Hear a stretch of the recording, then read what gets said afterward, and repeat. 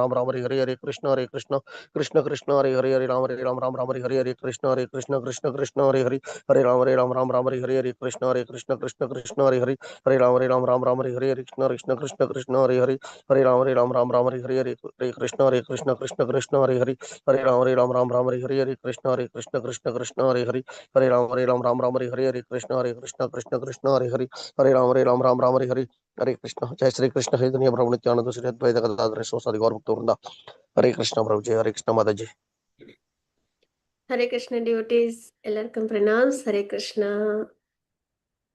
மகானோட அனுகிரகத்தில் நம்ம நல்லபடியா பாகவதம் பார்க்க போறோம். ஷார்ட் பாகவதம் கிளாஸ் தமிழ் டிபார்ட்மெண்ட்ல இருந்து பெங்களூர் இஷ்கான் நல்லபடியா நமக்கு நாமேஷ்தா பிரபுஜி அமைச்சு கொடுத்துருக்காங்க. காலையில நல்ல ஒரு பிரம்ம முகூர்த்த வேலையில் ஹரே கிருஷ்ணா ஸ்டார்ட் பண்ணுவோம். நேற்றுக்கு 28 வரைக்கும் பார்த்துருப்பீங்க. பரிபாஷ சூத்ரான்னு சொல்லுவாங்க, எம்பரர் ஆஃப் வேர்ஸ் அப்படின்னு சொல்லுவாங்க, எம்பரர் வேர்ஸ் அப்படின்னு சொல்லுவாங்க. ஒரு கிரந்தத்துக்கும் அதோட உள்ளர்த்தத்துக்கு ஏற்ற மாதிரி ஒரு கோர் வேர்ஸ்ன்னு இருக்கும். அந்த கோர் வேர்ஸ் தான் ஏன்னா நிறைய இன்கார்னேஷன்ஸ்லாம் நம்ம பார்த்தோம். அதுக்கப்புறம் கிருஷ்ணஸ்து பகவான் ஸ்வயம் அப்படின்னு பகவான் தான் சர்வ காரணம் அப்படின்றத 28 வேர்ஸில் நல்லா தெரிஞ்சுக்கிறோம். இதெல்லாம் ஒரு சும்மா அப்படியே மேலோட்டமாக படிக்கிறது அப்படின்றது இல்லை. இதுதான் ஆத்தாரம், பாகவதத்தோட ஆத்தார ஸ்லோகம். ஃபுல்லாகவே பகவான் கிருஷ்ணரை நம்ம பாஸ்ட் டென்ஸ்லாம் நம்ம பார்க்குறோம். அவங்க எப்படிலாம் இந்த உலகத்தெல்லாம் உருவாக்கியிருக்காங்க அப்படின்றத பார்க்குறோம். சர்வ காரணம் பகவான் தான் அப்படின்றத பார்க்குறோம் இல்லைங்களா? ஸோ அந்த ரொம்ப இம்பார்ட்டண்ட்டான வேர்ஸு இதுக்கு நல்லபடியாக பார்த்துருப்பீங்க. இன்றைக்கி நம்ம 29லேருந்து நம்ம பார்ப்போம் பகவானோட அனுகிரகத்தில். அதுக்கு முன்னாடி நம்ம மங்களாச்சரணம் ஆஃபர் பண்ணிடலாம். யாரும் ஆஃபர் பண்றீங்களா? ஓகே. ஓம் நமோ பகவதே வாசுதேவாய.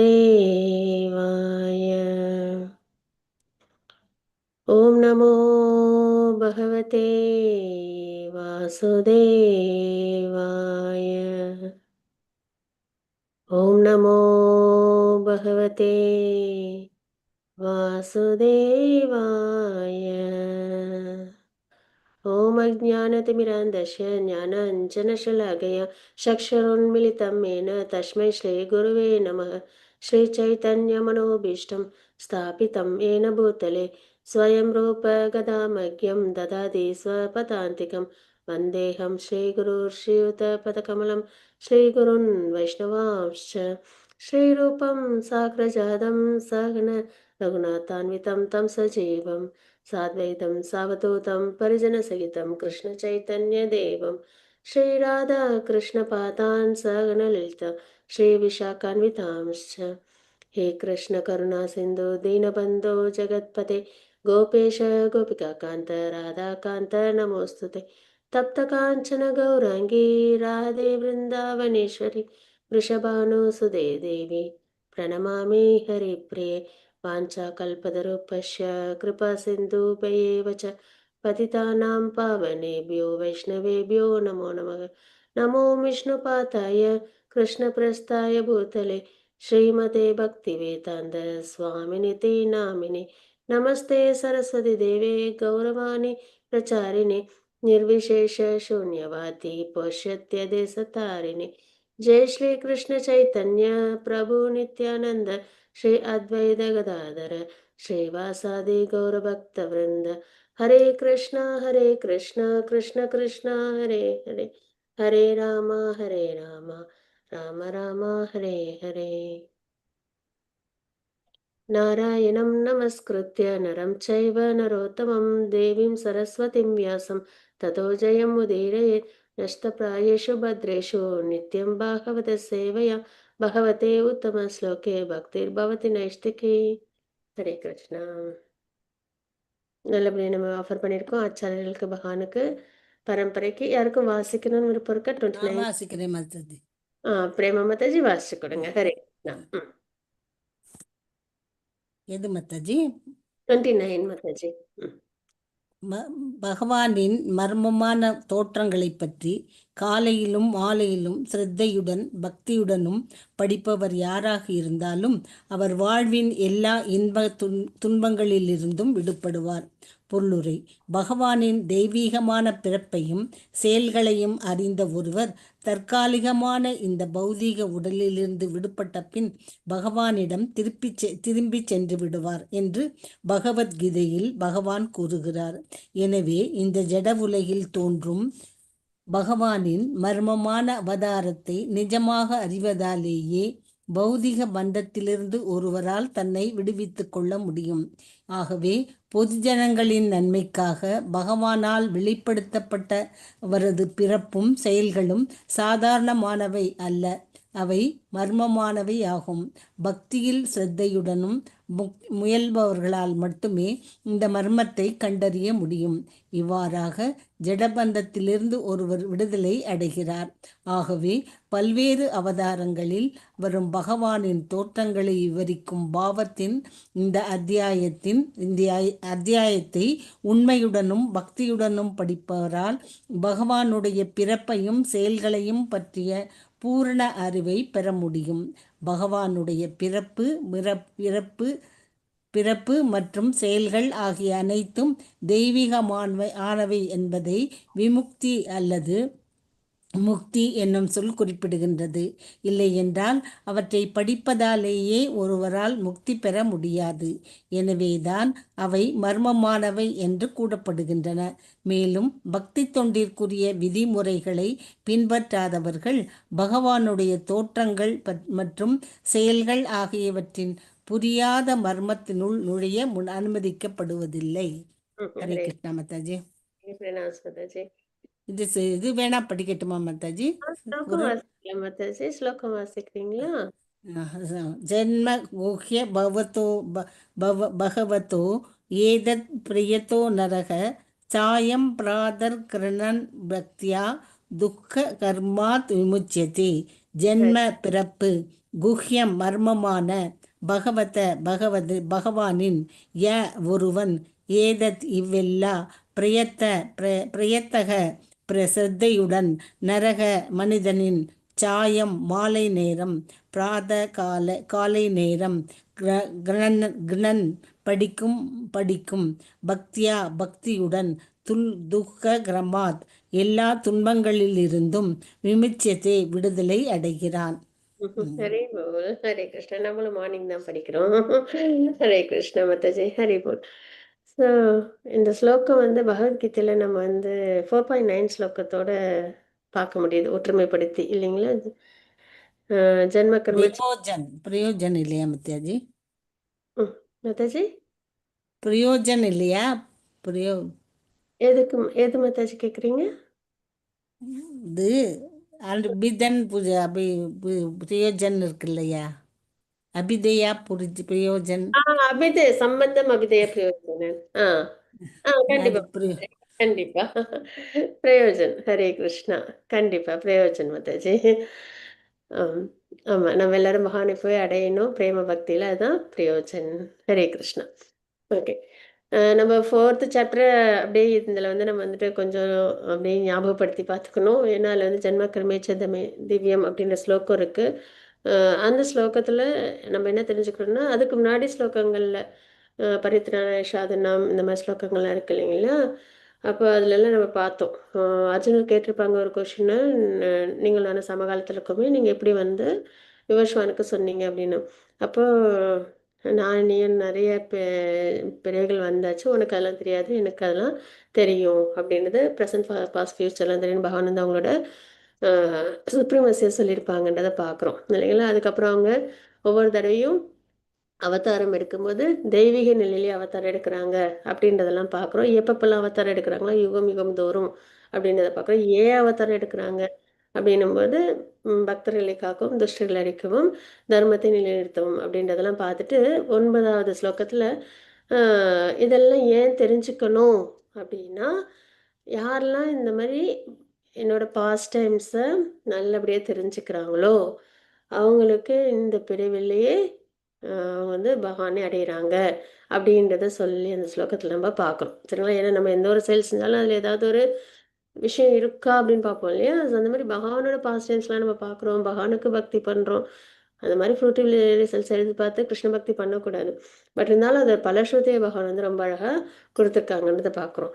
இங்கேயும் அப்படிதான். இங்கே நிறைய நம்ம இன்கார்னேஷன்ஸ்லாம் பார்த்தோமா, அதுக்கப்புறம் எம்பரர் வேர்ஸ் பார்த்தோமா, கிருஷ்ணஸ்து பகவான் ஸ்வயம்னு. ஸோ இந்த மாதிரி பகவானோட பாஸ்ட் டைம்ஸ் எல்லாம் நம்ம பார்க்கறதுனால என்ன ஆகுது, நம்ம அதே ஸ்ரத்தையோட அதெல்லாம் தான் ரொம்ப முக்கியம் சரிங்களா? காலையில் மாலையில் ஸ்ரத்தையோட பக்தியோட மேலோட்டமாக கேட்குறது அப்படின்றது இல்லை. நம்ம வந்து பகவத்கீதையை கேட்குறோம், பாகவதத்தை கேட்குறோம் அப்படின்றது இல்லை. அதை வந்து ஆத்மார்த்தமாக அதில் அப்சார்ப்டாக பரீட்சித் மகாராஜர் எப்படி கேட்குறாங்க இல்லைங்களா?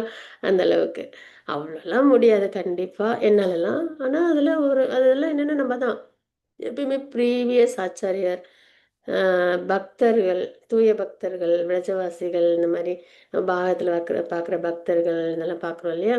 ஸோ அவங்களோட ஃபுட் ஸ்டெப்ஸை ஃபாலோ பண்ணணும் நம்ம சரிங்களா? அவங்களும் ரொம்ப எலிவேட்டட் சோல்ஸு, ரொம்ப டாப் மோஸ்ட் டிவோட்டீஸு. அவங்களோட ஃபுட் ஸ்டெப்ஸை கொஞ்சம் கொஞ்சம் தெரிஞ்சு ஃபாலோ பண்ணும்போது நமக்கும் அதில் ஒரு துளி அந்த பிராப்தம் கிடைக்கும். பக்தியில் என்ன பண்ணணும் அப்படின்ற அளவுக்கு இல்லைங்களா? ஸோ அந்த மாதிரி அந்த ஸ்ரத்தை அப்படின்றது ரொம்ப முக்கியம் நம்ம செய்கிற விஷயங்களில் சரிங்களா? ஸோ அந்த மாதிரி யாரெல்லாம் இருக்காங்களோ அவங்கள இந்த துன்பங்கள்லேருந்து, வாழ்வின் எல்லா துன்பங்கள் நமக்கு வந்து இந்த ஜட உலக துன்பங்கள் நம்மளை பாதிக்காது சரிங்களா? அதை நம்ம பார்க்குறோம். அப்போ பகவானோட தெய்வீகமான பிறப்பிறப்பு செல்களை அறிந்து ஒருவர் தற்காலிக இந்த பௌதிகளிலிருந்து விடுபட்ட பின் பகவான்கிட்ட நம்ம திரும்பி போகிறோம் அப்படின்றத பகவத்கீதையில் 4.9 ஸ்லோகத்தில் நம்ம பார்க்குறோம் இல்லைங்களா? எனவே இந்த ஜட உலகில் பகவான் மர்மமான அவதாரத்தை நிஜமாகவே அறிவதாலேயே பௌதிக பந்தத்திலிருந்து ஒருவரால் தன்னை விடுவித்து கொள்ள முடியும். மேலோட்டமாக இல்லை, அந்த இன்னர் மீனிங் எல்லாத்துலேயுமே நமக்கு பகவான் வந்து ஒவ்வொரு பகவானோட அசைவிலையும் சரி, பகவானோட பாஸ்ட் டைம்ஸ்லையும் சரி, நமக்கு கண்டிப்பாக நிறைய வாழ்க்கை பாடம் உண்டு, லெசன்ஸ். நம்ம ஒரு கண்டிஷன் சொல்ல இருக்கோமா, அப்படி இல்லாமல் நம்ம எப்படி வந்து நம்ம பக்தி மார்க்கத்துக்கு நம்ம கொண்டு போகிறது அப்படின்றதுக்கான லைஃப் லெசன்ஸ் தான் நமக்கு, இல்லைங்களா? ஸோ அதை அதனால் நம்ம வந்து அதை கண்டிப்பாக அப்படிப்பட்ட உயர்ந்த அஹ், விஷயங்களை நம்ம எப்படி தெரிஞ்சுக்க முடியும்னா, கண்டிப்பாக பானஃபைட் பரம்பரா மூலியமாக தான், தூய பக்தர்கள் மூலியமாக தான் நம்மளால உணர முடியும். அதுதான் கரெக்டான மார்க்கமும். சரிங்களா? ஆகவே பொது ஜனங்களின் நன்மைக்காக பகவானால் வெளிப்படுத்தப்பட்ட அவரது பிறப்பு செயல்களும் சாதாரணமானவை அல்ல. நம்மளது மாதிரி கிடையாது. கண்டிஷன் சோல் மாதிரி கிடையாது. நம்மெல்லாம் வந்து ஒரு கட்டாயத்துல தான் நம்மளோட பிறப்பு சுழற்சியெல்லாம் நடந்துட்டு இருக்கு, இல்லைங்களா? கர்மாவை பொறுத்து. ஆனா பகவான் அப்படி கிடையாது. Free will. அவங்க எந்த நிலையில எப்போ அவங்க வந்து ஜட உலகத்தை கிரியேட் பண்ணணும்னு நினைக்கிறாங்களோ அப்போ கிரியேட் பண்ணுவாங்க. என்ன மாதிரி அவதாரம் அவங்க எடுக்கணும்னு நினைக்கிறாங்களோ அந்த மாதிரி அவங்களால ஃப்ரீயாக அவதாரம் பண்ண முடியும், இல்லைங்களா? அது அந்த ஃப்ரீ வில்லில். ஸோ அந்த மாதிரி பகவானோடது எல்லாமே தெய்வீகமானது. ஒரு துளி கூட இந்த ஜட உலக சம்பந்தம் இல்லாதது அப்படின்றத பார்க்குறோம், இல்லைங்களா? ஸோ இந்த மாதிரி இதெல்லாம் எதுக்காக அப்படின்னா, நம்மளாம் இந்த ஜட உலகத்தில் சிரமப்படுறோம். நம்மளாம் பகவானோட குழந்தைங்க, பார்ட் அண்ட் பார்சல். ஆனால் நம்ம இருக்க வேண்டியது எந்த இடம்? பகவானோட லோகத்தில் அழகாக பகவானுக்கு பக்தி பண்ணிட்டு இருக்கணும். இல்லை இருக்கும் இடமே வைகுண்டமாக நம்ம பகவானுக்கு பக்தி பண்ணணும். அந்த நிலையில் இல்லாததுனால நம்மள அந்த நிலைக்கு கொண்டு வர்றதுக்காக தான் பகவான் என்ன பண்ணுறாங்க, இவ்வளோ அழகாக அவங்களோட பிறப்பு அவதாரங்கள் இதெல்லாம் நம்ம பார்க்குறோம். சரிங்களா? இதெல்லாம் சாதாரணமானது அல்ல அப்படின்றத தெரிஞ்சுக்கிறோம். அப்போ பக்தியில் ஸ்ரத்தையுடன் முயல்பவரால் மட்டுமே, சரிங்களா, யார் ஒருத்தவங்க பக்தியில் நல்ல ஸ்ரத்தையோட ம் இருக்காங்களோ, ஏன்னா அது நம்ம ஒரு ஒரு ஸ்லோகத்துலேயும் நம்ம வெறும் பக்தின்றது மட்டும் எங்கேயுமே நம்ம பார்க்கவே மாட்டோம். சரிங்களா? பக்தி பண்ணு அப்படின்னு எப்பயுமே வந்து இடைவிடாது ஸ்ரத்தை இதெல்லாம் நம்ம பார்ப்போம். ஸோ அந்த மாதிரி பார்ட் டைம் ஜாபாக இல்லாமல், ரிச்சுவலாக இல்லாமல் நம்ம எப்படி பண்ணணும், ஸ்ரத்தையோட ஆத்மார்த்தமாக முழுமையாக நம்மளை பகவானோட பக்தியில் நம்மளை ஈடுபடுத்திக்கணும்.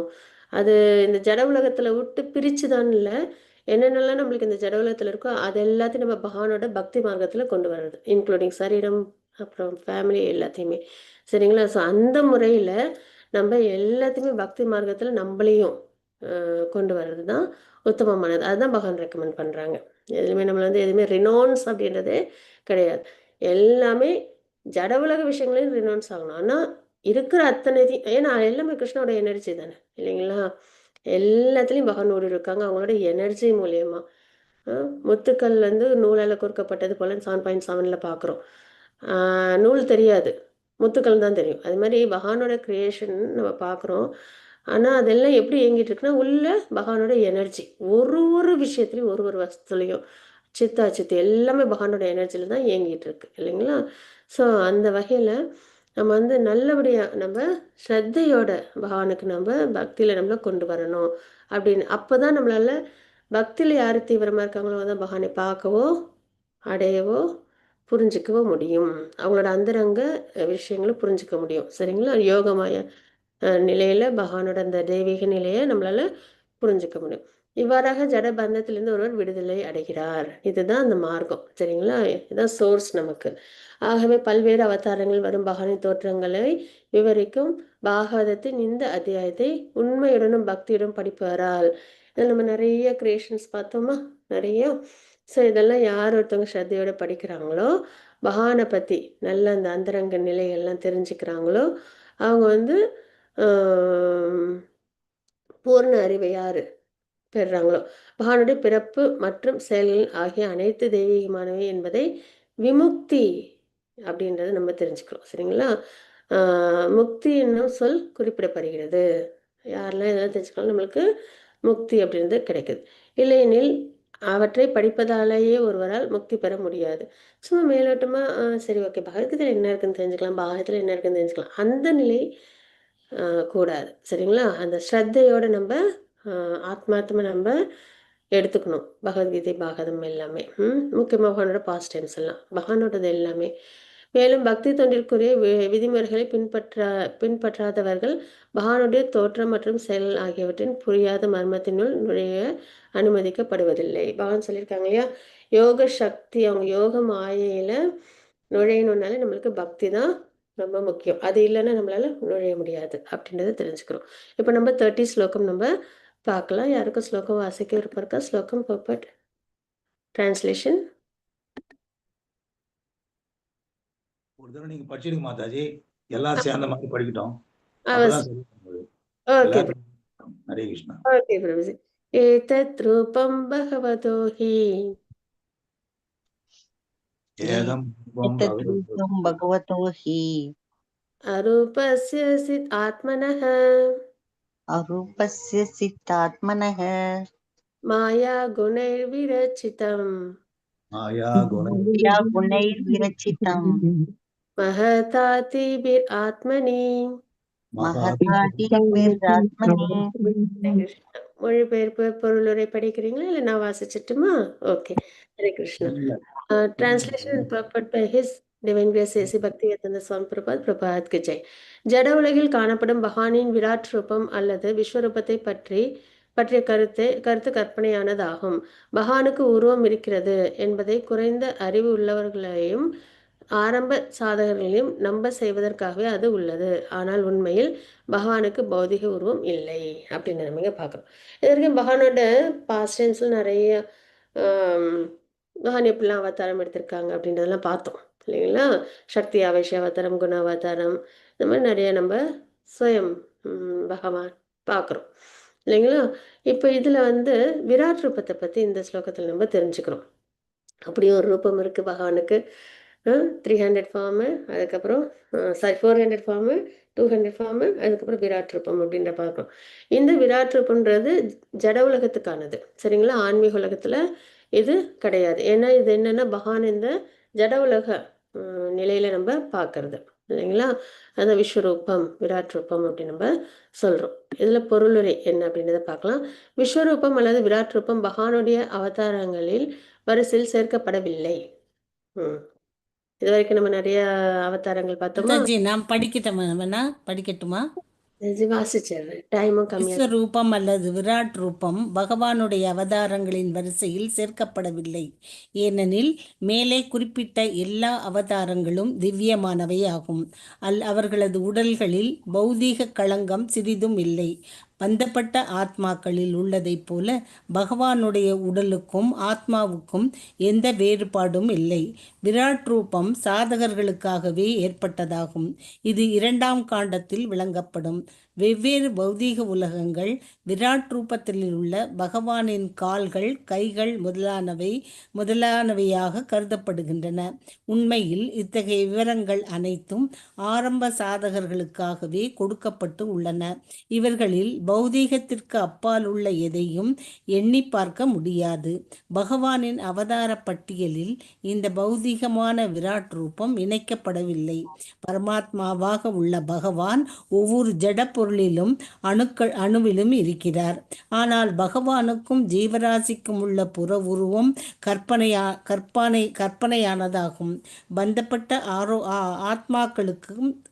ஆத்மாக்களுக்கு தற்போதுள்ள உருவங்களும் கூட நிஜமானவை அல்ல. முடிவு என்னவெனில் பகவானின் விராட் ரூபத்தை பற்றிய பௌதீக கருத்து கற்பனையே. பகவானின் மற்றும் ஜீவராசிகள் ஆகிய இருவரும் ஆதியான ஆன்மீக உடல்களை கொண்ட உயிருள்ள ஆத்மாக்கள் ஆவர். ஹரிபோல். இப்ப நம்ம இதுல விஸ்வரூபம் அதுதான் நம்ம பார்க்கிறோம். அது ஆன்மீக உலகத்துக்கானது இல்லை. இந்த பௌதிக உலகத்துல பௌதிக உலகத்தை பகவான் ரூபத்துல நம்ம பார்க்கிறோம் அப்படின்னு பகவத்கீதையில் நிறைய நம்ம பார்த்துருக்கோம் இல்லைங்களா? அது அதனால இப்ப இது வரைக்கும் பார்த்த அந்த இன்கார்னேஷன்ல இது வராது. ஏன்னா இது பௌதிக உலகத்தை பகவான் ரூபத்தில் பார்க்குறோம் சரிங்களா? இது ஒரு பியூரிஃபிகேஷனுக்காக தான். ஏனெனில் மேலே குறிப்பிட்டுள்ள எல்லா அவதாரங்களும் திவ்யமானவை சரிங்களா? அவர்களது உடல்களில் பௌதீக களங்கம் சிறிதும் இல்லை அப்படின்றத பார்க்குறோம். இது வரைக்கும் பார்த்த இன்கார்னேஷன்லாம் பந்தப்பட்ட ஆத்மாக்களில் உள்ளது போல பகவானுடைய உடலுக்கு ஆத்மாவுக்கும் எந்த வேறுபாடும் இல்லை. நமக்கு என்னன்னா 3 லேயர் உண்டு. ஆத்மா, அப்புறம் சூக்ஷ்ம சரீரம், அப்புறம் ஸ்தூல சரீரம் அப்படின்னு 3 லேயர் உண்டு. பகவானுக்கு அப்படி உண்டானா கிடையாது. பகவானுக்கு சரீரம் வேறு ஆத்மா வேறுன்றதில்லை. அவங்க எப்பயுமே சச்சிதானந்த ரூபம்தான். அதுலேயே அப்படி என்ன பண்ணுவாங்க, திடீர் நரசிம்மர், அப்புறம் மச்ச அவதாரம் ராமர் அப்படின்னு அவங்க வருவாங்கன்றதை பார்க்குறோம் இல்லைங்களா? ஸோ அதனால் நமக்கு உள்ளது மாதிரி அந்த வேறுபாடு அப்படின்றது கிடையாது பகவானோடதில் அப்படின்றத பார்க்குறோம். சரி, விராட் ரூபம் எதுக்காக அப்படின்னா சாதகர்களுக்காக அப்படின்னு. யாரெல்லாம்னா இந்த பகவானே இல்லை, சாஸ்திரமே இல்லைன்ட்டு இந்த ஏத்திஸ்ட்லாம் இருக்காங்க இல்லைங்களா, அவங்களுக்கு, டீமன்ஸ்க்கு, இந்த மாதிரியானவங்களுக்கு தான் விராட் ரூபம் அப்படின்றது. ஏன்னா அவங்களுக்குலாம் நிறைய இந்த மனதில் வந்து அந்த இம்ப்யூரிட்டிஸ் வந்துட்டு உண்டு. சரிங்களா, ஏற்றுக்க முடியாத அளவுக்கு சாஸ்திரத்தையோ பகவானையும் ஏற்றுக்க முடியாத அளவுக்கு அவங்ககிட்ட நிறைய இம்ப்யூரிட்டிஸ் இருக்கும். ஸோ அந்த மாதிரி ஆரம்ப நிலையில் உள்ளவங்களுக்கு விராட் ரூபம் அப்படின்றது, அதாவது உயர்ந்த சக்தி அப்படின்றது இருக்கு அப்படின்றத ஃபர்ஸ்ட் அவங்க புரிஞ்சுக்கணும் இல்லையா. அதுக்கப்புறம் தான் அந்த சக்தியில பகவானோட அந்த பாவநிலையை அவங்களால பகவான் ரிலேஷேஷன்ல அண்டர்ஸ்டாண்டே பண்ண முடியும். இதுக்கு முன்னாடி உள்ள இன்கார்னேஷன்ஸ்லாம் அவங்களால அண்டர்ஸ்டாண்ட் பண்ண முடியும். அது கிருஷ்ணஸ்து பகவான் சுயம் பகவானை நல்லபடியாக அவங்களால உணர முடியும். ஸோ அந்த ஆரம்ப நிலை அப்படின்றது யாருக்கெல்லாம் பகவான் இல்லை, சாஸ்திரம் இல்லைன்னு சொல்லி ஏத்திஸ்டாக இருக்காங்களோ, டிமானிக் நேச்சரில் இருக்காங்களோ, சாஸ்திரம் ஏற்றுக்கலனாலே டிமானிக் நேச்சர் தான். நம்ம 16ஆவது அத்தியாயத்தில் அதான் பார்க்குறோம் இல்லைங்களா. தெய்வீக இயல்பு அசுர இயல்புல. ஸோ அந்த வகையில் இந்த மாதிரி ஒரு நிலையில், அதாவது நல்ல ரொம்ப மெட்டீரியலிஸ்டிக் பீப்புளாக இருக்காங்க இல்லைங்களா, அவங்க அந்த மாதிரி உள்ளவங்களுக்காக இருக்கிறது தான் விராட் ரூபம் அப்படின்றது. என்ன பண்ணுவாங்க, இதை மெடிடேட் பண்ணும்போது அவங்களுக்கு அந்த பியூரிஃபிகேஷன் அப்படின்றது ஏற்படும். அந்த மனசில் இருக்கிற அந்த அனர்த்தங்கள்லாம் அவங்கள விட்டு போகும் அப்படின்றத நம்ம பார்க்குறோம். சரிங்களா, இது வந்து எங்கே வந்து விளக்கப்பட்டிருக்கு அப்படின்னா 2வது கேண்டோவில் 1st சாப்டரில் நமக்கு விளக்கங்கள் நல்லபடியாக இருக்குது அப்படின்றதையும் பார்க்குறோம்.